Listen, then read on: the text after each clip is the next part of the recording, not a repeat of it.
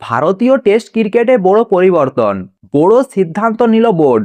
নতুন প্রজন্মকে তুলে আনতে শুরু হলো বিশেষ পরিকল্পনা। কি সেই পরিকল্পনা, কারা সুযোগ পাবে, সবকিছু বলবো আজকের ভিডিওতে, তাই ভিডিওটি শেষ পর্যন্ত দেখুন। পরপর 2 বছর দেশের মাটিতে টেস্ট সিরিজে ভরাডুবি। প্রথমে নিউজিল্যান্ড, তারপর দক্ষিণ আফ্রিকার কাছে হারের ধাক্কা এখনো কাটিয়ে উঠতে পারেনি ভারতীয় দল। অন্যদিকে অভিজ্ঞতা ক্রিকেটারদের মুখ প্রায় শেষের মুখে এবং তারকারা অবসর নেয়, তৈরি হয়েছে শূন্যতা।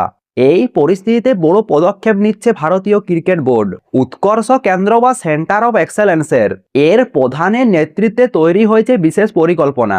এই পরিকল্পনার মূল লক্ষ্য আগামী 10 দশকের জন্য শক্তিশালী দল তৈরি করা। আর সেই লক্ষ্যেই 25 বছরের নিচে 64 জন ক্রিকেটারকে নিশ্চিত করা হয়েছে। এই 64 জনের মধ্যে 16 জন করে 4টি দলে ভাগ করা হবে। প্রতিটি দলেই খেলবে 2টি করে 4 দিনের ম্যাচ। ভিন্ন ভিন্ন পিচে খেলার মাধ্যমে তৈরি করা হবে প্রকৃত টেস্ট ক্রিকেটার। শুধু তাই নয়, এই পুরো প্রক্রিয়ায় ভারত যুক্ত থাকবে এবং অনূর্ধ্ব 19-এর কোচ আর নির্বাচকরা। সবকিছু করা হবে প্রধান নির্বাচক অজিত গায়কোয়াড় এবং গৌতম গম্ভীরের সঙ্গে আলোচনা করেই। বোর্ডের সূত্রে জানা গেছে, আইপিএল শেষ হলেই অনূর্ধ্ব 19 এবং অনূর্ধ্ব 25 দল শ্রীলঙ্কায় যাবে। সেখানে 4 দিন খেলে তরুণ ক্রিকেটাররা নিজেদের প্রমাণ করার সুযোগ পাচ্ছে। কি করে 64 জন ক্রিকেটারকে বাছাই করা হবে? অনূর্ধ্ব 23-এর দল থেকে নেওয়া হবে 25 জনকে। রঞ্জি ট্রফি, বিজয় হাজারে ট্রফি, শহীদ মুস্তাক আলী, এখান থেকেও নেওয়া হবে 25 জন ক্রিকেটারকে। আর বাকি 14 জন আসবে আইপিএল থেকে। ইতিমধ্যে কয়েকজন তরুণ ক্রিকেটারের নাম সামনে আসছে।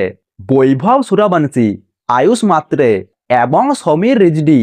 এই খেলোয়াড়রা ইতিমধ্যে নিজের পারফরমেন্স দিয়ে নজর কেড়েছে। আর এবার সুযোগ মিলতে পারে ভারতের টেস্ট দলে।